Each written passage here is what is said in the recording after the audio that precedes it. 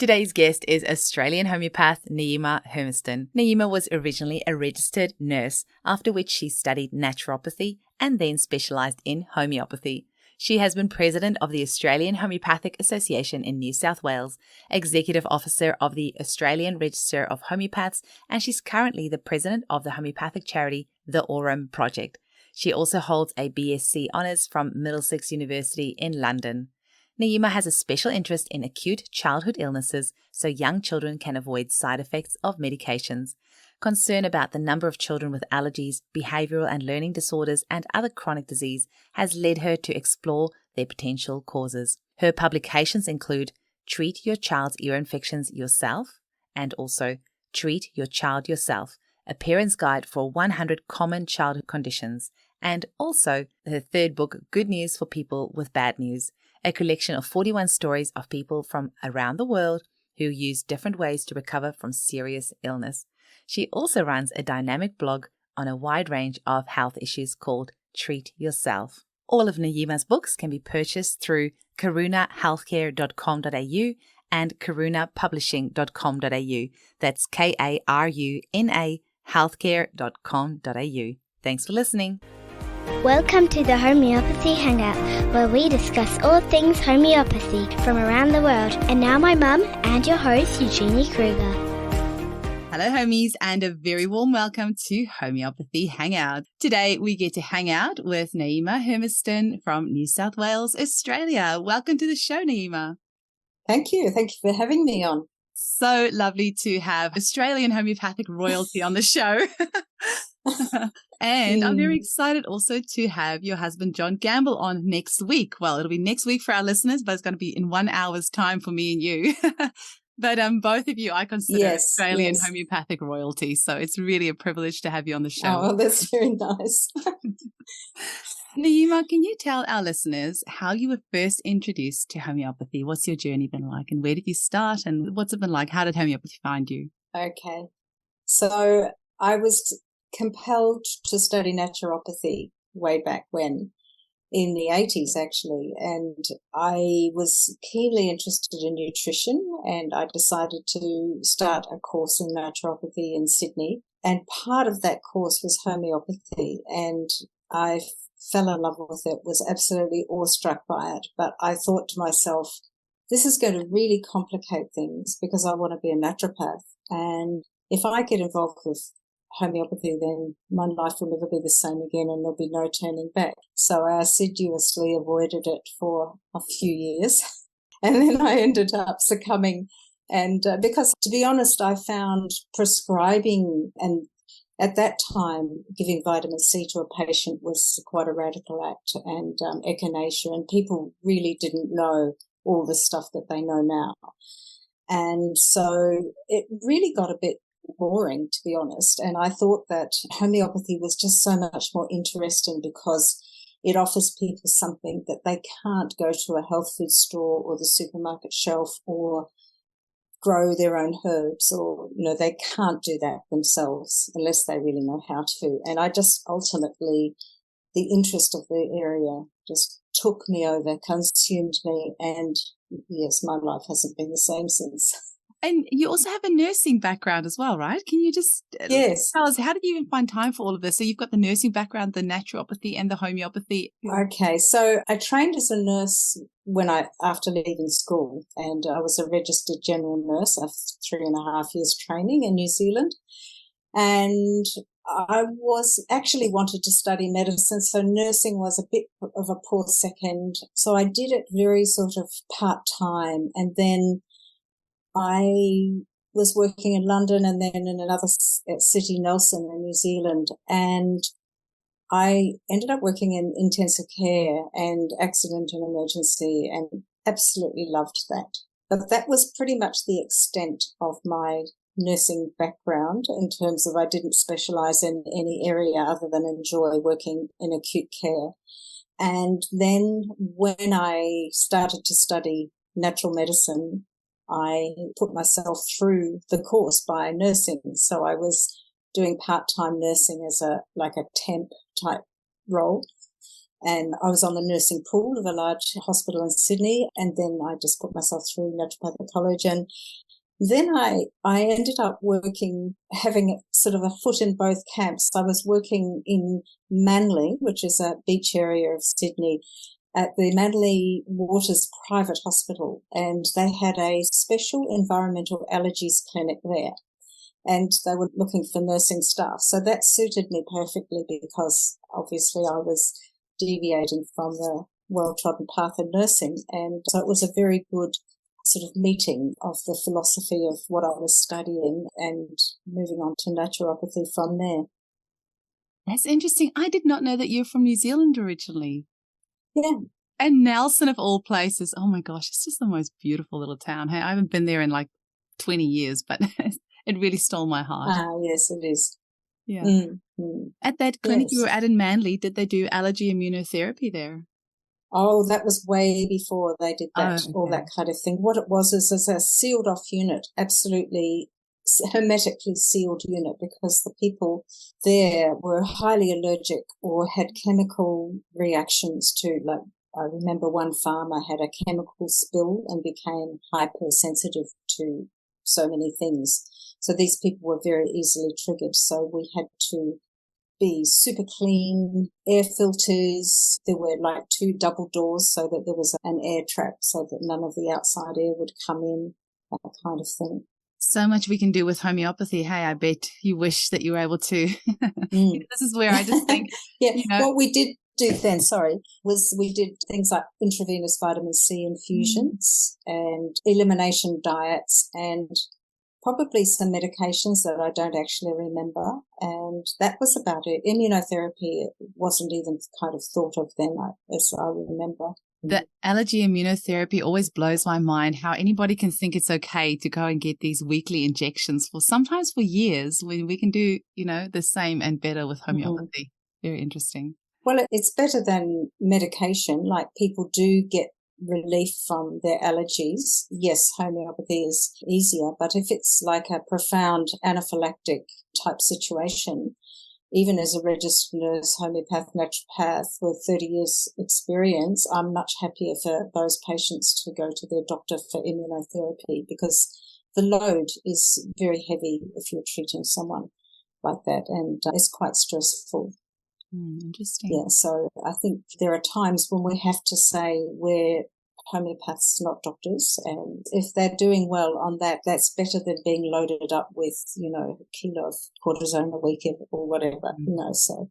And you are one of those very brave and rare souls that put your hand up to be on the AHA board as well. You were president of the Australian Homeopathic Association in New South Wales as well, and the Australian Register of Homeopaths. Anybody and they're also president of Aurum Project, and anybody who takes on these roles, it's a voluntary role, as if you're not busy enough as a mum and a clinician, and then taking on these voluntary roles as well. I think it's a very special type of person that does that, because there's so much work involved in all that. Thank you. And organising the Bali conference 10 years ago, which, I've been picking your brains. Yes. We're organising one for next year as well. So you're a very busy lady. Tell us about how you got involved with all of these roles. I think it was because at the time, New South Wales branch of the Homeopathic Association here in Australia was going through a bit of financial difficulty, and I had just returned from overseas, and I actually was moving towns, so I didn't actually have a set role. So I was writing health articles for the local newspaper to keep myself sort of interested in everything. And this possibility came up, the president, who was the outgoing president, couldn't wait to get me on the committee. So it's nobody really wants to do that job. So when I put my hand up for it, it was wonderful. And I got a, very good welcome and everything. And I had a lot of fresh ideas, and we got a well-known homeopath over, or it was actually already arranged. And so I had a big seminar to organise. It was exciting. I did it with Lindley Jordan, and we had a great time, and we got 300 people there and got out of the financial strife. So when that energy is there and you do have the time, It's easy. And doing the Bali project was just a labour of love. It was busy, but I think when you really love doing something, it doesn't really seem like an effort. John did say he felt like an AHA widower at one stage. But yeah, and that was when I first learned to use a laptop and first learned to type. That was back in like 20 years ago. And so it was stimulating and exciting, and I was lucky that I did have the time to put into it without sacrificing too much else. That's amazing. I really hope we can get homeopathy to a point where these are all paid roles, because it's such hard work and people do give up a lot of their family time and personal time to, for the greater good. Mm. But 300 people at an Australian conference, that's very impressive. Very impressive. That must be up there as one of the big milestones. Who was it that you had over? Are you allowed to say? It was a big deal at the time. We had Paul Herskew come over from America. Oh, amazing. He's been on the show. He's very knowledgeable. Yeah. Yes. So it was really exciting, and it really changed the game of, the way the branch was functioning. So it was a real boost. Now, you and John are both very prolific writers. You've written quite a few books, and in between all of this as well.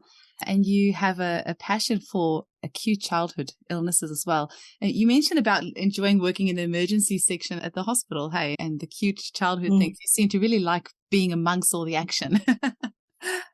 I do. Yes, I do. Yeah. Tell us a bit about your books and your interests in acute childhood illnesses, and what is it that gets you excited about that, and why do you think it's important? Well, any acute care I like, because to me,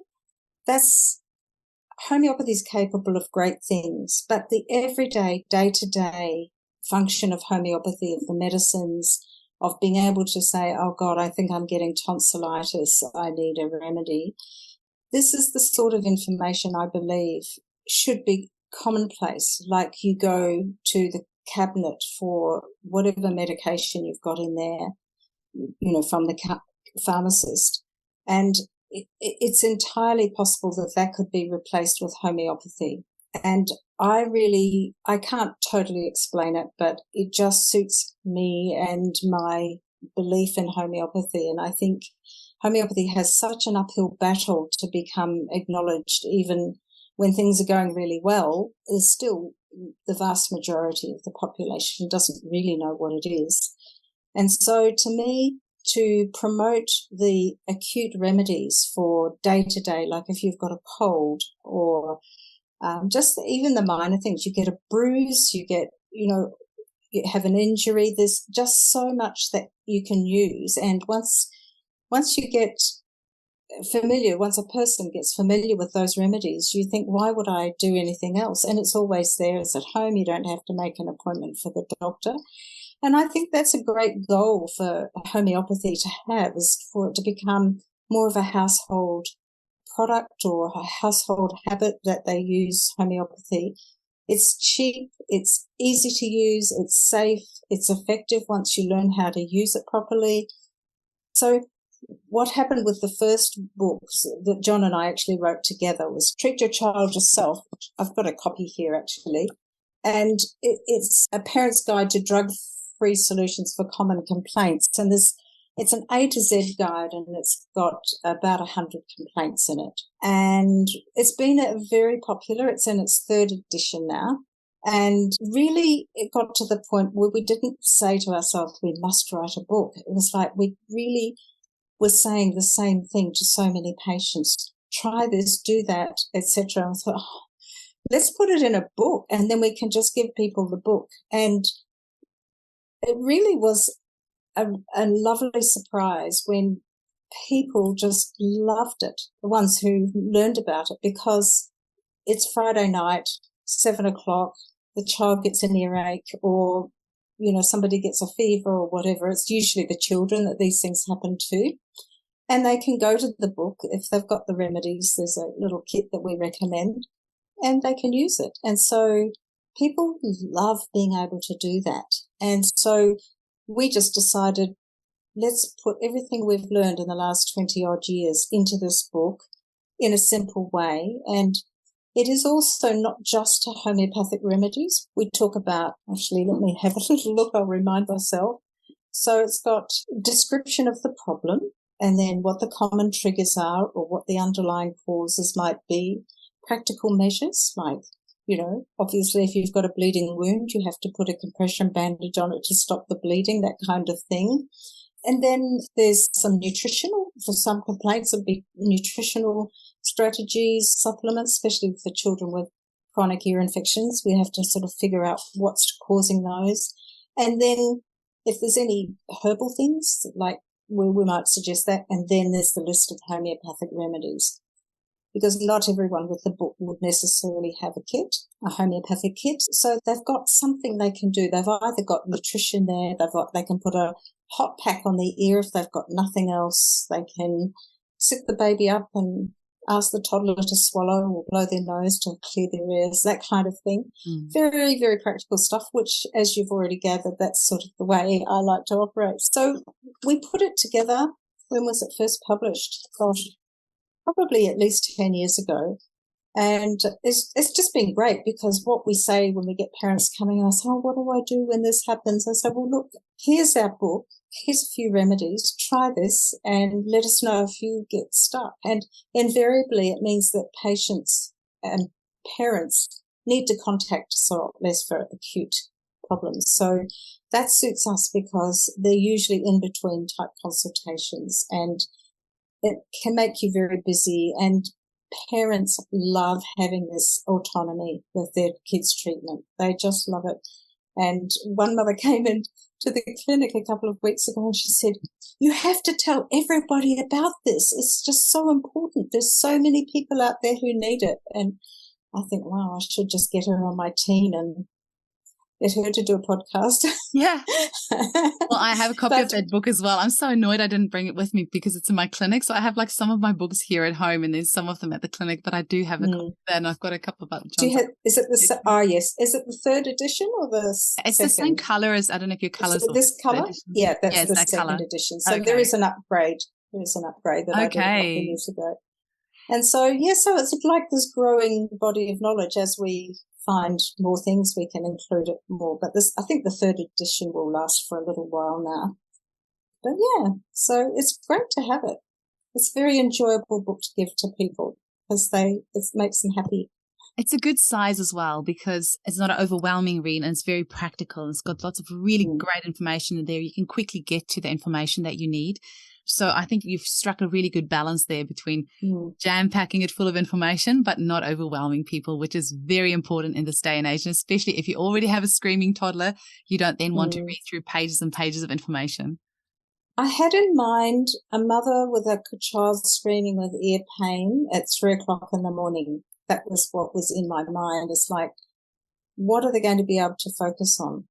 And it's times like that I think that online is not really great. And online has got everything anyone needs to know if they can find it. But in a book from someone that they have established a relationship with and they know who they are, so there's a trust there, which is very important. And so, it works well.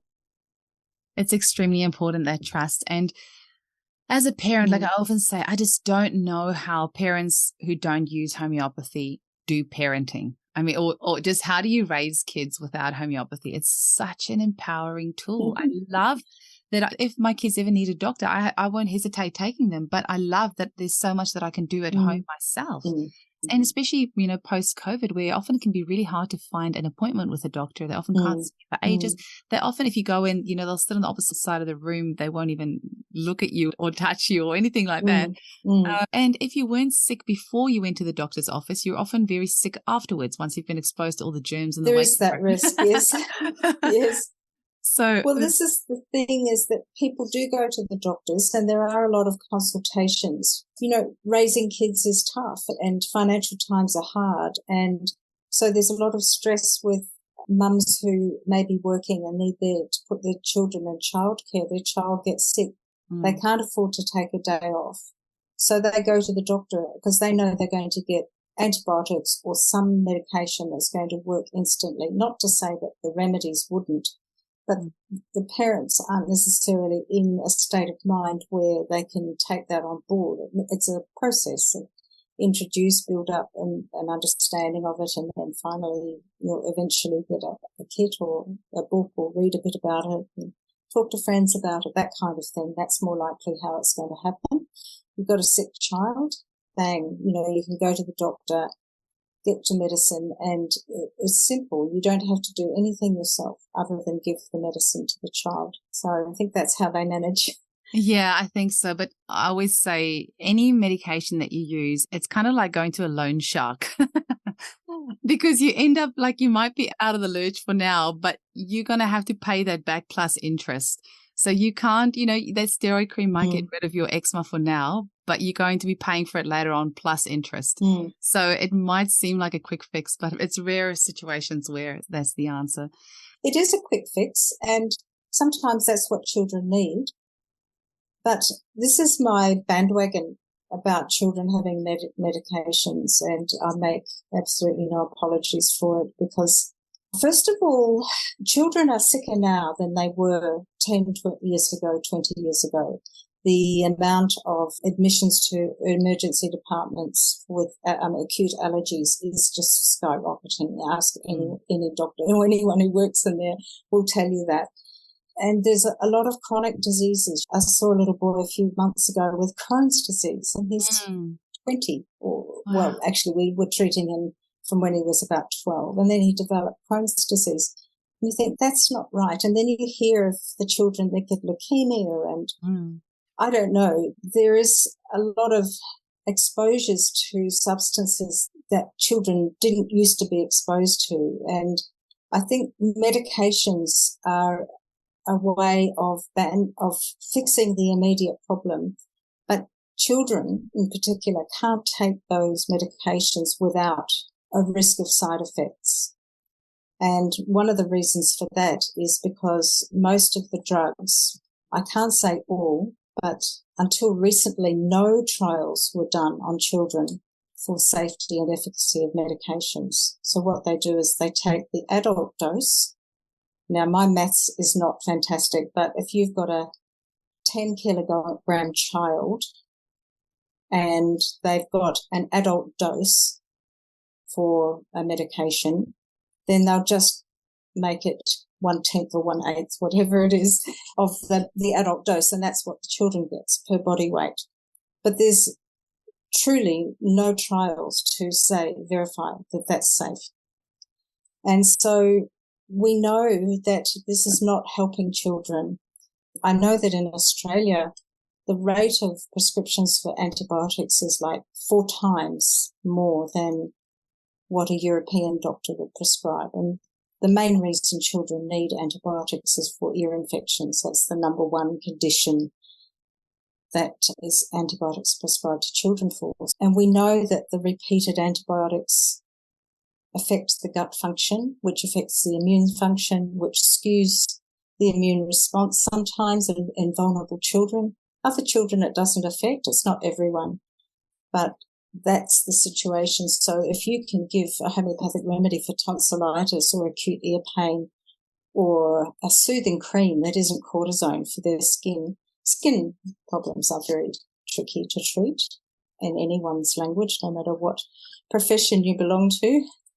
So there is a risk. You can't, in all honesty, say this medication is safe for my child.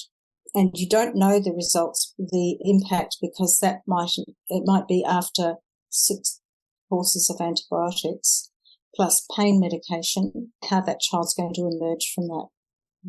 Yeah, and there is so much information coming out these days about the gut microbiome and the effect that it has on our mental health. Yes. The gut-brain axis. And, I was blown away when I heard that 80% of our serotonin is made in our gut, not in our brain. And then I heard a statistic recently that it's 90%. And then you wonder why there's all these people on antidepressants from such a young age. I had a 16-year-old, she's in Canada, a client of mine. I've only seen her once, and then the mum didn't bring her for the follow-up for a year and a half later because she was very typical teenager. She just wasn't ready, to go through the healing process yet. But when I saw her for a follow-up after 18 months, she had gone on to SSRIs, and she's 16. And it's very, very scary. That is scary because there's a strong correlation. If I can just make a leap here, there's a strong correlation between women of childbearing age who take SSRIs even before they fall pregnant and the risk of autism. And so this is one of my pet beefs, I guess, is that quite often you'll see pregnant women on SSRIs, or they're on SSRIs when they become pregnant. And it really isn't safe. The research is all there, but we don't know the research. And I just actually stumbled on it when I was doing my science degree into skilling during COVID, and did the science degree that I'd always been meaning to do. And I was doing my major project at the end of the course was to create a design for a study on homeopathic medicine. So my study was, can homeopathy help mildly autistic children between the ages of 3 and 5, something like that. And so off I went, starting to do my big study. And obviously I was looking at, hundreds and hundreds of research papers, and all these papers came up about risks, autism risk. And it was a major distraction and diversion. And it just blew my mind, because people think that nobody knows what the causes of autism are. But if you go onto PubMed, it's the screen will light up, if you know what you're looking for.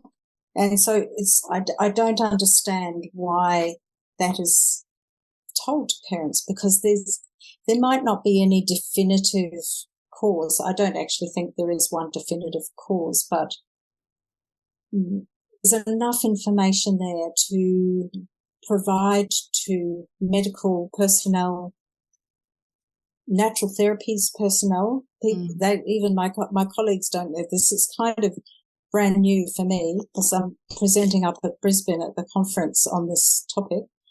And the information is there to say, well, if you take a few of these supplements and you avoid doing these things or being exposed to this, it's going to be better for you. And then the medications are all tied into that as well. So it's kind of, when children get a chronic illness, whatever it is, I think rather than being a single cause, it's more like a death by 1,000 cuts. There's a bit of pollution here, and there's a medication there, and there's diet's poor, and they've had a few courses of antibiotics, and on it goes.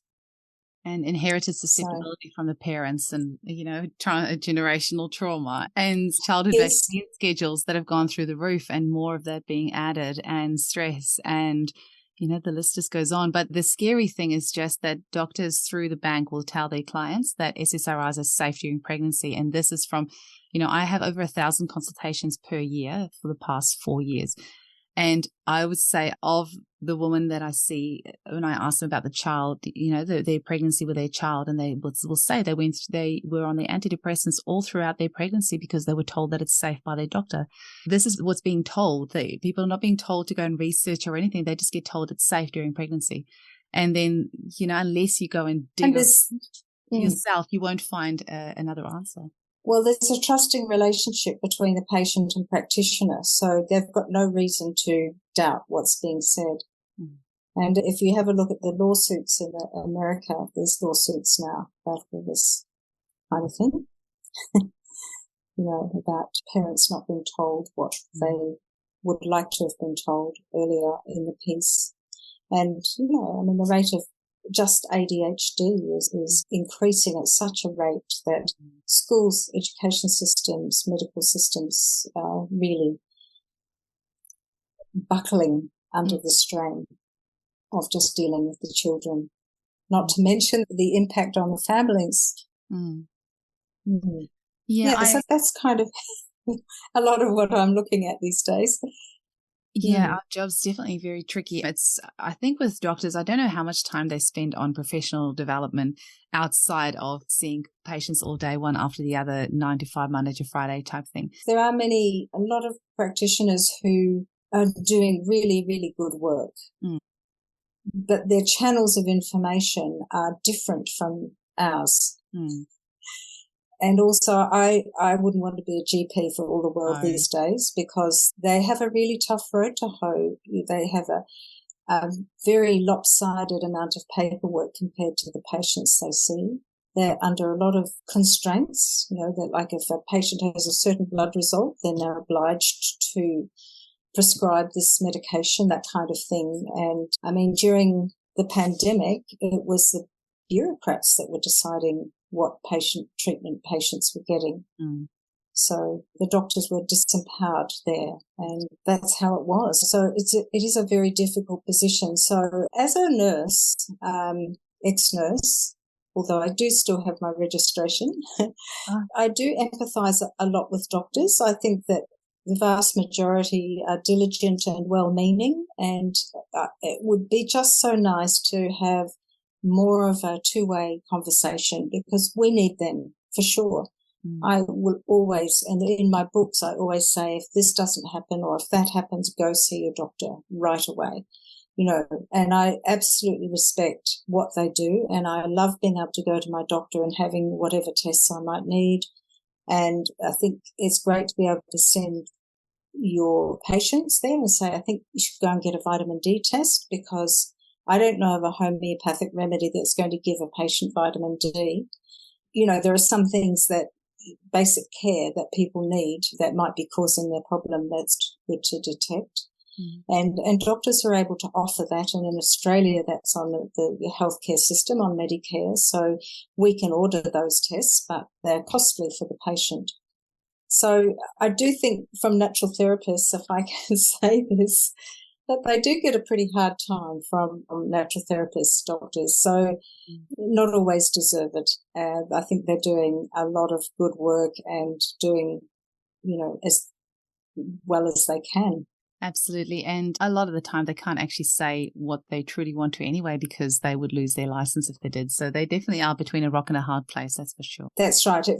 The rules are there. Yeah, just like they are for us too. Yeah, absolutely. I just have to say I have got a really good relationship with about half a dozen general practitioners here in Perth, and I'm so grateful to them, and I love sending my clients there and it's referrals back and forth, and I feel so lucky to have this beautiful relationship with them. I'm very grateful for that. I would like to see more doctors looking in becoming integrative, because then they can do both. They can stop getting annoyed with us and find out what we actually do. And see their patients as usual, and then they will be busier than ever, because the integrative doctors are the busiest doctors that I know. They really are, and often they can charge a really good fee as well, and, they'll work a bit more on their own terms. Yeah. Nyema, I would love to chat about your book, Treat Your Child's Ear Infections Yourself. So as somebody who badly suffered from ear infections as a child, which I believe was due to the DTP vaccination that I had as a baby, I had ear infection after ear infection, and interestingly, my unvaccinated children have never had an ear infection. Well, my daughter once had a really sore ear, but I treated her with homeopathics and she was fine, and my son never had. Yes, there can be a family sort of thread that can run through there, but it's actually a book. It's a booklet. It literally sits in the palm of your hand. So it's this cute little one, and I don't know if it's on our website. And it's got the cutest little baby on the front cover with a pixie hat, crying. And it's in detail what we do for children with ear infections. And it goes through, again, the simple measures, like what is it, what's happening. So you've got ear infection, but it could be acute ear pain after being in cold air. So that means that there's not actually an infection, but it will be if it's not treated. And, we have a wonderful homeopathic remedy, aconite, for that. And I've seen it work many times. It is like magic. And the trick with aconite, of course, when you get, like, the child has been running around outside in the cold evening air, usually, or on a cold, windy day, and they come in with an earache. And if parents can go and have a look in that book and go, this is what's happened, and the outside of the ear can be bright red, and you give them some aconite, it has to be given soon enough and often enough. And so they can see from looking at the book that they can give this remedy. And that's the goal of the book, is so that parents can take first steps. Obviously, if it progresses and nothing's working, then they need to go and get some professional help. Oh, cute. Oh, that's gorgeous. And, this is my hand. And look, the book is literally the size of my hand. Oh. It's the cutest little thing. And it's just designed, and it's deceptively simple. It looks like, oh, it's just a little book, but there's an ear infections overview and the chapters. Why is my child getting so many ear infections? And then there's a whole lot of reasons, like 6 reasons why that might happen. Stages of ear infections. So there's the first up ear pain that, like I mentioned, then ongoing, then eardrum rupture, hearing problems, glue ear, and other symptoms. And nutrition, allergy testing, restoring gut function, that kind of thing. So it's a nice little compendium. It has got a bit of naturopathic stuff. I can't avoid that because I can't. And also a section on getting off the antibiotic treadmill. That's what the job that I find the most satisfying. So mother comes in and I'm saying my child's been on back-to-back antibiotics for 3 months because they're sick. When they get the ear infections, they're really sick. And so I go, okay, so I'm going to give you this remedy, and next time they get an ear infection, I want you to see if you can ride through it, and I'll be at the end of the phone and without getting the antibiotics. And I said, once you get, even if they've got a fever, as long as they're, alert and everything, don't worry too much. And I would never do that, send someone off without saying, I can talk you through it, because I've done it many times now. And I say, if you can tolerate your child having that fever because of the ear infection, just see what happens when they wake up in the morning, because the fever will burn out and they'll wake up bright and cheery. And the other thing is with ear infections, which I probably go into, it's been a while since I've looked at that ear infection book, that if a child has antibiotics for an ear infection, and it'll take like 48 hours for those antibiotics to kick in and start managing the infection. But invariably what happens is the child will improve before then. But what happens with the antibiotics is that it's a relief, because the parent knows that the child is safe and they can relax it. The stress goes away. It's very stressful, especially if your child is screaming at night, you've got other young children, you're sleep deprived, so if we homeopaths want to nurse parents through their child's first ear infection without going to the doctor, we have to be prepared to be on hand. So it is quite an undertaking, but the ones that I have done, and sometimes I'll say, I think you should go to a doctor, we need to see them improve in a timely manner before we would be happy with keeping on with it. But yeah, that's what the booklet's for. So parents have got a go-to place. Call us if it all falls apart. I haven't got this medicine, whatever. And there's some really simple things they can do for ear pain too, and infection. Like there's hydrogen peroxide you can put a drop of in the ear, 3%. There's a garlic clove, or you can make a little bit of juice with garlic and put a drop of the garlic. There's all sorts of things like that. An onion pack. And I'm a you just huge put fan it of on the the ear onion and pack. yeah, the fumes from the onion have an antibiotic effect. And if you can find Meline eardrops or Meline herbal drops, you can put a drop in there. That's supposed to be fantastic, but we didn't use that because we couldn't get hold of it. That onion over the ear really does help. I remember when my daughter had her one ear infection, she was probably about 2 years old. And so she was not happy about me putting this onion over her ear. And so I had to wait till she fell asleep. And I was just holding it over her ear while she was asleep. I'm a huge fan of that, alongside the homeopathics and, the probiotics and all the other. Do you use much ear candling? I've just read such conflicting information about it. Look, I don't know a lot about ear candling. And what I do know is that it doesn't help ear infections. It feels nice. And a lot of people say, oh, look what's coming out, but it's the wax from the candle. Yep. And I think it's a lovely idea. And it's the Hopi Indians that used to use that, was it? I think so, yeah. I can't remember. But as I said, I haven't used it therapeutically, but we did look at it in the days of the ear clinic and decided that, again, it's like if you've got something novel to do and I'm going to do this ear candling and I'm going to, and the warmth might help, then it feels good because you're doing something But we didn't find it helpful.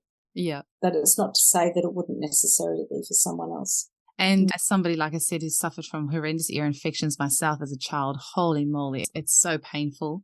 And yeah, when we have something safe and effective, and homeopathy works so quickly. When you find that right remedy for the ear infection, it can take that pain away in minutes. The child will calm down and they'll actually Yes, it can. end up falling asleep when you find the right remedy. It works even quicker than I have a great story about that. I can remember in the ear clinic in Sydney, we had this child. Sometimes, if you're seeing children, they can be noisy and everything. And this child was screaming with pain, hugging its mother or, clinging to its mother, and the mother was clinging it. And it was so loud that we couldn't speak. The screaming was so loud we couldn't conduct a conversation. So we got a bottle of chamomilla and we just drip fed this chamomilla to the child probably every couple of minutes. I can't remember which potency. And by the end of the consultation, which was 30 minutes, that child was snoring. Mm-hmm. It had to be seen to be believed. It was just incredible. And that raises a point that one of the things that happens with acute homeopathy is people don't necessarily give the remedy often enough. We were taught in my training that you give one dose and you wait a month. Well, I wouldn't think twice about giving a remedy every 5 minutes. And I would say that, give Calimure every 5 minutes until the pain goes away. And if you say give it every hour, that might not be enough. So rather than thinking that medicine doesn't work, you have to give it more often. So I'm pretty sure in the book we've got if the dosage frequencies. I hope I have. But anyway, we can give people a chart if not. So to get that amazing result, it does take a bit of practice. And that's why, as the practitioner, if you're going to introduce a parent or parents into homeopathy, you do have to be prepared to help them along until they find their feet. Absolutely. And actually, I had made a little note. That's what I found anyway. I'm so glad you mentioned that, because when we were talking about the child's ear infections book, you said soon enough and often enough. And I actually wrote that down here because I was going to circle back to that and get you to just explain that to our listeners, the soon enough and the often enough. Because I do think that's one of the big downfalls that, so often I'll hear people say, oh, I tried homeopathy, it didn't work. And then I'll ask them, how many doses did you give? And they'll say, oh, I gave a dose. No, there was no change. So that's actually my biggest frustration with a lot of people, that they just don't know how to acutely dose. Well, that's why we did the book. So to really help, or the books, to really help parents with that. And this is the biggest thing. I had to learn it myself because I was trained to give much less remedy. But because I was involved in acute treatment quite a bit of the time, I found I find that, you can't do any harm. I'll often say give it every 5 minutes for half an hour. If there's no change, then move on to this remedy. You do want to see a change. But, it doesn't matter if they take it every minute. It really doesn't. And parents need to be shown how to do that, or someone who's new to homeopathy. So that is true that people say, oh, I tried that about a lot of things, and they say, but it didn't work. And you think, well, what actually happened, and did you know how to use this thing properly, or, that kind of thing. And so because people have this perception that because it's natural therapies, whether it's homeopathy or something else, that it's easy and they should be able to figure it out for themselves. And one of my pet beefs is people said, oh, they go into the supermarket or a health food store and they buy a product and they say, oh, I tried that but didn't work. And I say, well, what's the problem that you had? It can be the most amazing product, but if it's not designed to treat the condition that they have, and if they don't take it in enough doses for a certain period of time, it's not going to work for sure. So you often have a mismatch with the product, whether it's a homeopathic remedy or something else, and the complaint. And people think that, and it's just a common understanding that they think they can figure that out for themselves. And people like to go into a store and help themselves to get a recommendation because there's no consultation, it's cheaper. So when someone says, I tried that and it didn't work, I like to find out the details of what it was and what it was for and that kind of thing. So there's much more to natural therapies than people realize. It's definitely a pet peeve for me as well. And unfortunately, I see it's so often in Facebook groups where mums go to ask for advice. And then so often they'll say, oh, I tried homeopathy, it didn't work. And I always have to go in there. Which remedy did you try? And how often did you try it? And I'll say, we have 8,000 remedies. So how many of them did you try? Because it's really easy for somebody who's new to homeopathy to then read these comments in Facebook groups of people saying, I tried homeopathy, it didn't work. And then they just blanket, write off homeopathy and think homeopathy doesn't work. But it's, it depends on the situation. What remedy did the person give? How often did they give it? What else was going on? That's right. And people do need to this is where like a little first aid course online these days is easy. People do need to be taught how to use it. And it's very underestimated, and that because it's just homeopathy and there's nothing in it really anyway, and it wouldn't matter if I took the whole bottle anyway. So how's it going to work? So there'll be like I'll give it to them, see what happens. So it's not applied properly. So as practitioners, we have the opportunity to say, okay, I'm going to prescribe this remedy for this problem, and this is how I'd like you to take it. If it doesn't work, let me know and we'll re-prescribe. It doesn't mean homeopathy doesn't work. It means that you haven't had the right remedy yet. And this, of course, happens in any medical practice. You take a medication, it either works or it doesn't work. If it doesn't work, you go back to your doctor and get another prescription of something different. It's a very normal way of operating, and how else can we do it? Because some people are easier to treat than others, or some conditions are easier to treat than others. So I think this is something that when people dismiss it, they would probably enjoy another opportunity to say, well, what if I showed you how to use it next time, or what situation?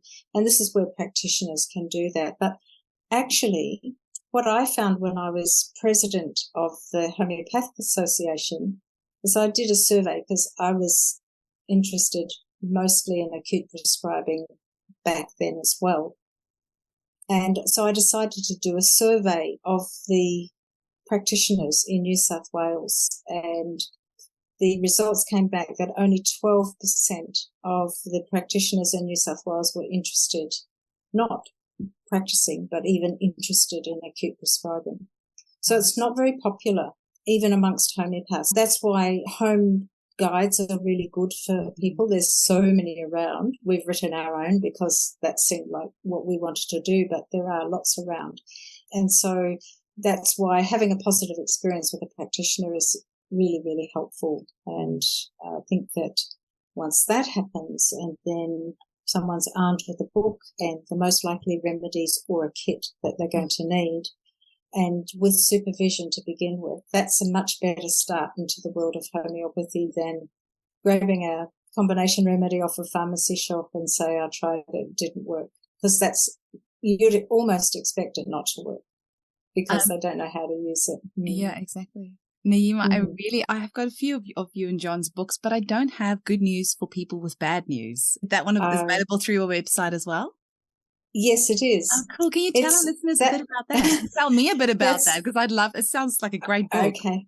So this is a deviation of my career, and I wanted to, we all know in natural therapies how people recover from things unexpectedly, from cancers, from terrible arthritis, or et cetera, et cetera. And homeopathy is in there, but it's not the only thing that can help. And so what's really important is people select the treatment that they're happy with.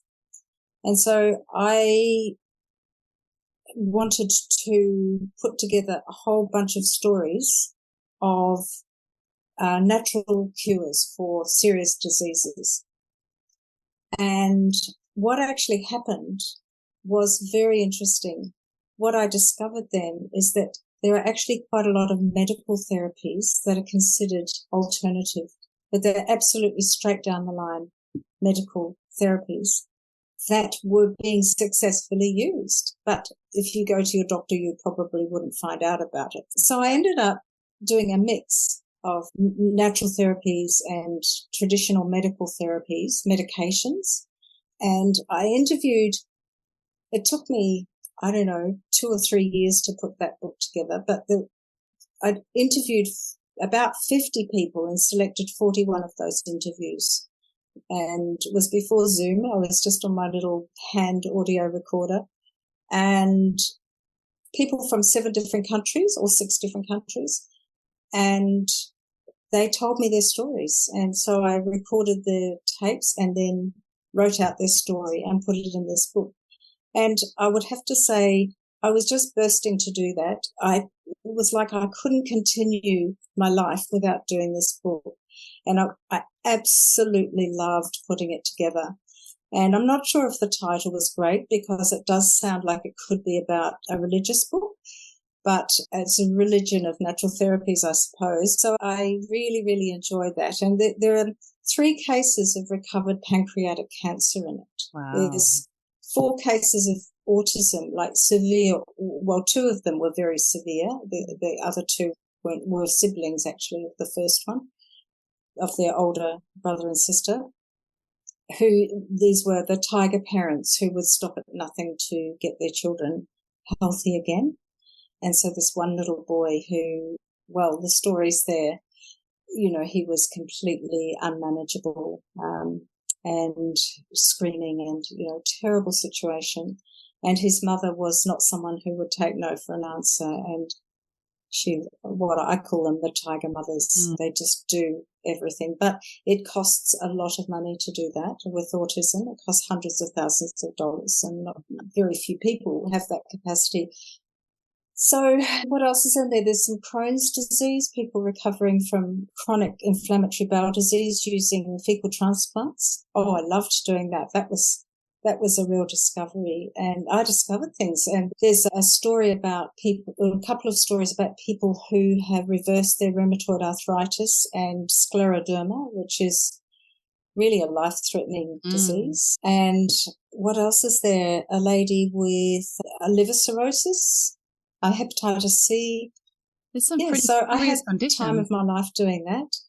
There's some pretty serious conditions. That's right. I'm just trying to think. There was one breast cancer case. So there's 41 stories altogether.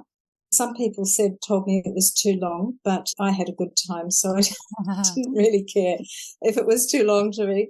It's the sort of book that you can read one story at a time, and that's what most people have said that they've done with it. And often people they'll have the book there and just pick it up.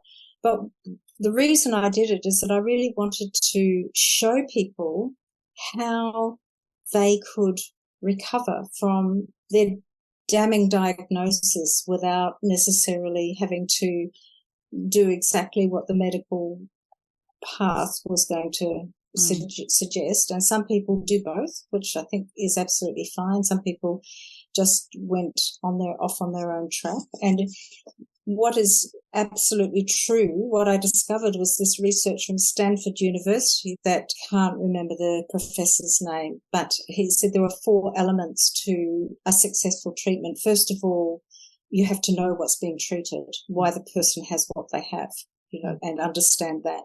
And the other one is that the person has to try a whole lot of different things, like they might try hyperbaric oxygen therapy or homeopathy or whatever, juicing.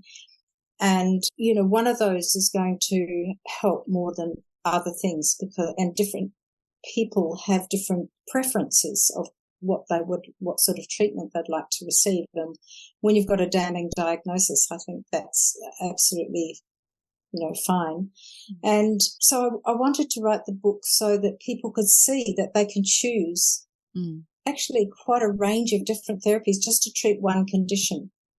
The condition they have. And I think there are a couple of conditions there that both were cured, but using different types of therapies. And that was my thing. So I would have to say, yes, I am a homeopath, but I've always had a more of a wider view. And one of my colleagues called me a mixopath, so I think that, yeah. So I like to use what's available and what the patient prefers. I don't need someone to use homeopathy if they come and see me. If that's like, I will say, look, I think this might help you, etc., whatever. And they'll go, no, I want to do this. That's fine. And so, yes, it was a labor of love, and that did take a lot of time away from my family. And I remember we were moving house and I was supposed to be packing boxes, and I thought, I don't want to pack boxes. I want to do this book. And so it was a very memorable time. But, yeah, so that book is around, and some people have found it really helpful to give them confidence that it doesn't, the floor isn't going to fall out from under their feet if they don't do exactly what the doctor says, or if they don't do what their doctor says right away. What I say to people is, well, take your time, unless it really is urgent. There's usually time to consider what you'd like to do. And the other thing I often say is, try the natural therapies as a first resort and a last resort, because the most difficult cases we see are people who have a chronic, awful disease, and they've tried everything and they've had so much treatment their bodies can't tolerate anymore, and then they come to us and say, can you help us? And that is the most difficult situation. And so if it was the other way around, I think that would be better. Yeah. Because it would be easier for us to help them earlier in the stage of their illness. So, absolutely. Now, Nyema, where can people get all of your books? Well, they're on our website, Karuna Healthcare. The word compassion in Sanskrit, Kaaruna, healthcare, all one word, .com.au.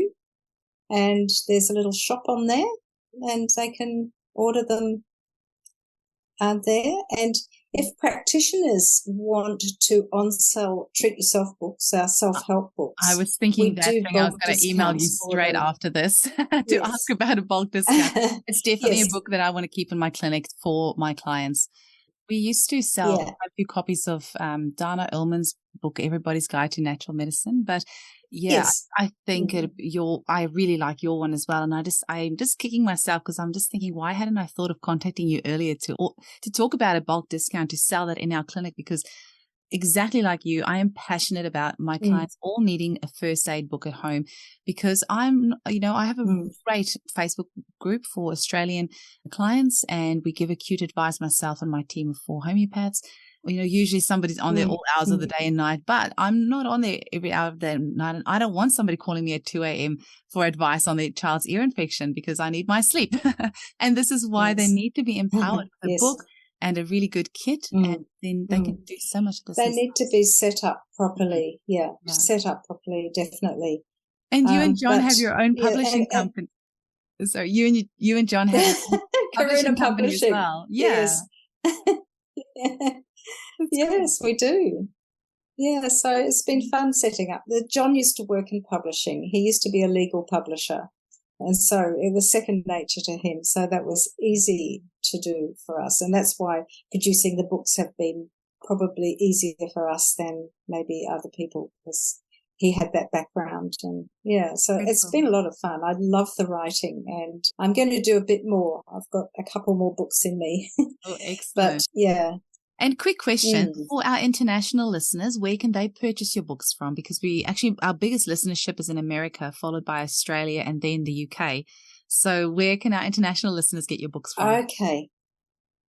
Okay. So some of them are ebooks. Okay. And there is one book on irritable bowel syndrome that John wrote, which is on audiobook. Chronic fatigue syndrome, which is on audiobook. And I was going to do the other audiobooks this year, but haven't. And we're in the process as we speak of converting all of our books except the Good News book onto ebooks. I have your IBS book, the ebook. They should be able to get Good News from Amazon. Okay. They're on Amazon. Okay. Wonderful. Yeah, the Audible book, the chronic fatigue syndrome book is on Audible on Amazon and all the other listening platforms. So there is actually a supplier in Holland that prints the books, and I'm pretty sure John's got a place in America where he gets the books printed and sent out to from within America. And if he hasn't, we can set it up. Okay, so either way, people can just get in touch with you through your website, karunahealthcare.com.au, and yes, if they contact us. Amazing. And until we get the ebooks on the website, we can actually, manually send ebooks. Amazing. On request. It was so lovely to have you on the show, Nyema. Thank you so much for sharing it with us. I appreciate it. It's a pleasure. I look forward to seeing you in November at the AHA conference, and I'm going to give you and John a big cuddle. I can't wait to meet you in person. Yes, it'll be lovely to meet you, Jenny. All the best. I'll chat with you very soon. Okay, thank you. Bye-bye.